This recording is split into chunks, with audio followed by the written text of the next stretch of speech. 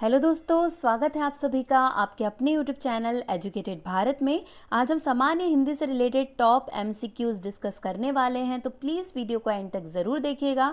देखिए, जो सामान्य हिंदी है ये बहुत सारे एग्जाम्स में पूछी जाती है और एसएससी जीडी के लिए तो ये मोस्ट इंपॉर्टेंट है, इसलिए प्लीज़ वीडियो को एंड तक ज़रूर देखिए।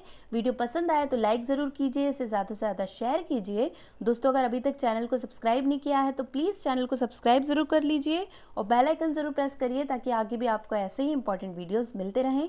इस वीडियो का पीडीएफ आपको हमारे टेलीग्राम चैनल पर मिल जाएगा, लिंक डिस्क्रिप्शन में दिया हुआ है, आप वहां से हमारे टेलीग्राम चैनल को ज्वाइन कर लीजिए।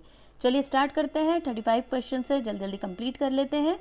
फर्स्ट क्वेश्चन है, भारत में सबसे अधिक बोले जाने वाली भाषा कौन सी है?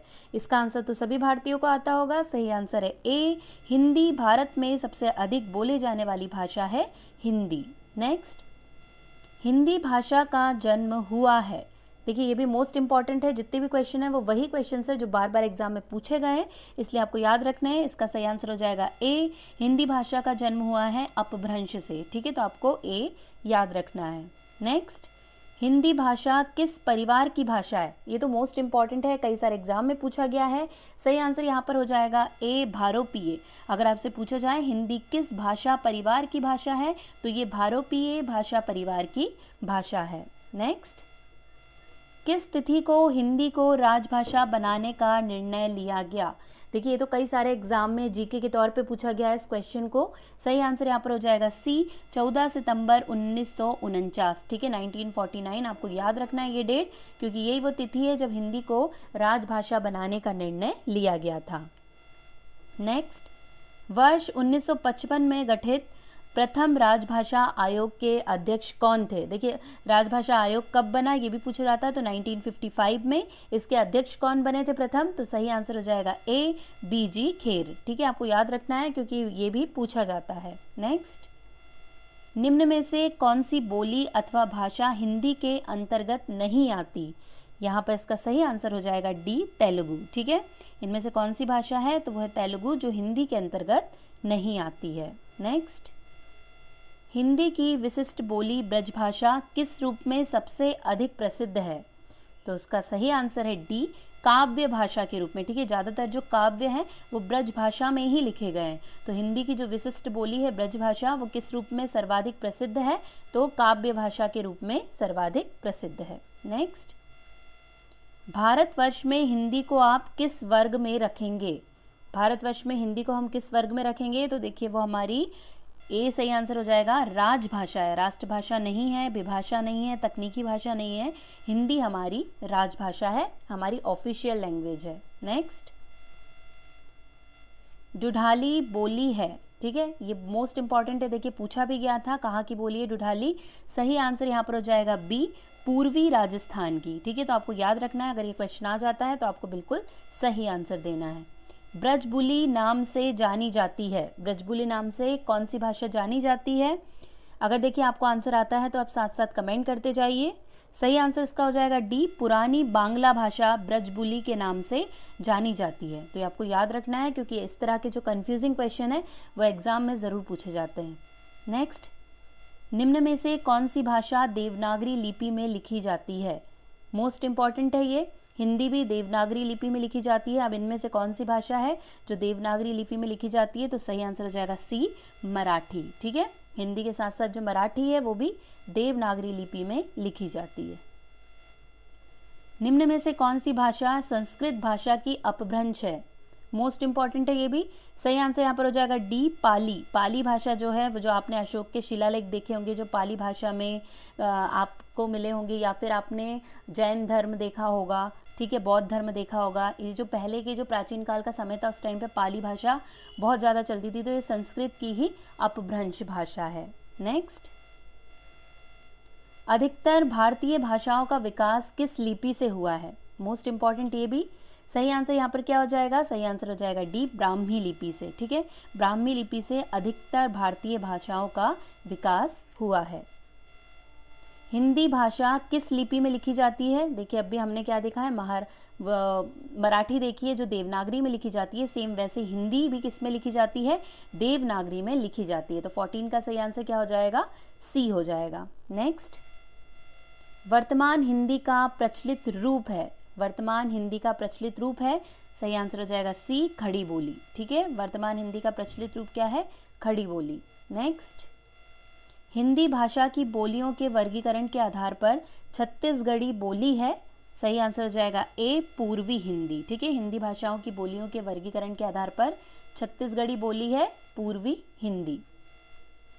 हिंदी की विशिष्ट बोली ब्रजभाषा किस रूप में सबसे अधिक प्रसिद्ध है? सही आंसर यहाँ पर हो जाएगा डी, काव्य भाषा। ठीक है, ये अब भी आया था, रिपीट हो गया ये क्वेश्चन। ब्रजभाषा किस रूप में अधिक प्रसिद्ध है? तो काव्य भाषा के रूप में। निम्न में से कौन सी पश्चिमी हिंदी की बोली नहीं है? ठीक है, इनमें से कौन सी है जो पश्चिमी हिंदी की बोली नहीं है? तो यहाँ पे सही आंसर हो जाएगा डी, बघेली। ठीक है, बघेली जो है वो पश्चिमी हिंदी की बोली नहीं है, जबकि बुंदेली, ब्रजभाषा, कन्नौजी ये सभी पश्चिमी हिंदी की बोली है। नेक्स्ट, भारतीय संविधान में किन अनुच्छेदों में राजभाषा संबंधी प्रावधानों का उल्लेख है? तो इसका सही आंसर हो जाएगा ए, 343 से 351 तक भारतीय संविधान के आर्टिकल्स में राजभाषा संबंधी प्रावधानों का उल्लेख किया गया है। नेक्स्ट, दक्षिणी भारत हिंदी प्रचार सभा का मुख्यालय कहाँ है? देखिए, बहुत पूछा जाता है ये, दक्षिणी भारत हिंदी प्रचार सभा का मुख्यालय कहाँ है? सही आंसर हो जाएगा सी, चेन्नई में। ठीक है, आपको याद रखना है कहाँ पर है, चेन्नई में। नेक्स्ट, हिंदी भाषा के विकास का सही अनुक्रम कौन सा है? सही आंसर इसका हो जाएगा ए, पाली, प्राकृत, अपभ्रंश, हिंदी। ठीक है, ये बिल्कुल सही अनुक्रम है हिंदी भाषा के विकास का। नेक्स्ट, संविधान के अनुच्छेद 351 में किस विषय का वर्णन है? बहुत ज़्यादा आर्टिकल पूछे जाते हैं। सही आंसर यहाँ पर इसका हो जाएगा डी, हिंदी के विकास के लिए निर्देश दिए गए हैं अनुच्छेद 351 में। नेक्स्ट, ब्रजभाषा है, ब्रजभाषा क्या है? तो इसका सही आंसर हो जाएगा बी, पश्चिमी हिंदी। ठीक है, ब्रजभाषा कौन से जोन में आती है? तो वो आती है पश्चिमी हिंदी। नेक्स्ट है, मगही किस भाषा की बोली है? ये भी बहुत ज़्यादा इंपॉर्टेंट है। सही आंसर हो जाएगा डी, बिहारी। ठीक है, मगही जो है वो बिहारी भाषा की बोली है। नेक्स्ट, हिंदी खड़ी बोली किस अपभ्रंश से विकसित हुई है? तो इसका सही आंसर हो जाएगा सी, शौरसैनी। ठीक है, आपको याद रखना है, शौरसैनी अपभ्रंश से हिंदी खड़ी बोली विकसित हुई है। नेक्स्ट, भाषा के आधार पर भारतीय राज्यों की पुनः संरचना की गई थी। तो सही आंसर हो जाएगा डी, 1956 में। ठीक है, भाषा के आधार पर जो राज्य बने हैं वो कब बने हैं? 1956। और सबसे पहले जो भाषीय आधार पर राज्य बना था वो कौन सा राज्य था? तो वो था आंध्र प्रदेश। नेक्स्ट, भाषाई आधार पर सर्वप्रथम किस राज्य का गठन हुआ? देखिए, आ गया ये क्वेश्चन। सही आंसर यहाँ पर हो जाएगा डी, आंध्र प्रदेश का। ठीक है, आपको याद रखना है सबसे पहले भाषाई आधार पर कौन सा राज्य बनाया गया, तो वो सही आंसर हो जाएगा आंध्र प्रदेश। बघेली बोली का संबंध किस उपभाषा से है? ये भी बहुत ज़्यादा इंपॉर्टेंट है। सही आंसर हो जाएगा बी, पूर्वी हिंदी। बघेली बोली का संबंध किस उपभाषा से है? तो सही आंसर हो जाएगा पूर्वी हिंदी। भारतीय संविधान की 8वीं अनुसूची में शामिल भाषाओं की संख्या है। ये तो मोस्ट इंपॉर्टेंट है, बहुत एग्जाम में पूछा गया है। सही आंसर हो जाएगा डी, 22। ठीक है, 22। भारतीय संविधान की 8वीं अनुसूची में 22 भाषाओं का उल्लेख है। नेक्स्ट, हिंदी की आदि जननी है, ये क्वेश्चन भी पूछा जाता है। सही आंसर हो जाएगा ए, संस्कृत। हिंदी की आदि जननी कौन कहलाती है? तो वो कहलाती है संस्कृत। नेक्स्ट, निम्नलिखित में से कौन भारोपीय परिवार की भाषा नहीं है? ये भी बहुत ज़्यादा इंपॉर्टेंट है, क्योंकि कौन सी भाषा नहीं है ऐसा क्वेश्चन भी पूछ लिया जाता है। सही आंसर यहाँ पर हो जाएगा सी, मलयालम। ठीक है, जो मलयालम है वो भारोपीय परिवार की भाषा नहीं है, जबकि मराठी, गुजराती, हिंदी ये सभी भारोपीय परिवार की भाषा है। नेक्स्ट, हिंदी दिवस किस दिन मनाया जाता है? इसका सही आंसर सभी को पता होगा। सही आंसर है बी, 14 सितंबर को हिंदी दिवस के रूप में मनाया जाता है। नेक्स्ट, विकास की दृष्टि से प्राकृत की पूर्वकालीन अवस्था का नाम है। तो इसका सही आंसर यहाँ पर हो जाएगा ए, पाली। ठीक है, पाली, फिर प्राकृत, फिर अपभ्रंश और हिंदी। जो अभी हमने पूरा का पूरा सीक्वेंस देखा तो उसके अनुसार प्राकृत की पूर्वकालीन अवस्था क्या है? तो वो है पाली।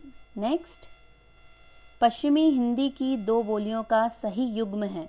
तो यहाँ पर सही आंसर इसका हो जाएगा डी, खड़ी बोली और बुंदेली। ये पश्चिमी हिंदी की 2 बोलियाँ हैं। नेक्स्ट, अब लास्ट क्वेश्चन, अर्धमागधी अपभ्रंश से विकसित बोली है? तो सही आंसर हो जाएगा बी, बघेली। यहीं पे दोस्तों हमारे सारे क्वेश्चन कंप्लीट हो गए हैं। बहुत ज़्यादा इंपॉर्टेंट वीडियो है तो प्लीज़ शेयर ज़रूर कीजिएगा। आज के लिए बस इतना ही। अब आपसे मुलाकात होगी एक नए वीडियो के साथ। तब तक के लिए पढ़ते रहिए, आगे बढ़ते रहिए। जय हिंद, जय भारत।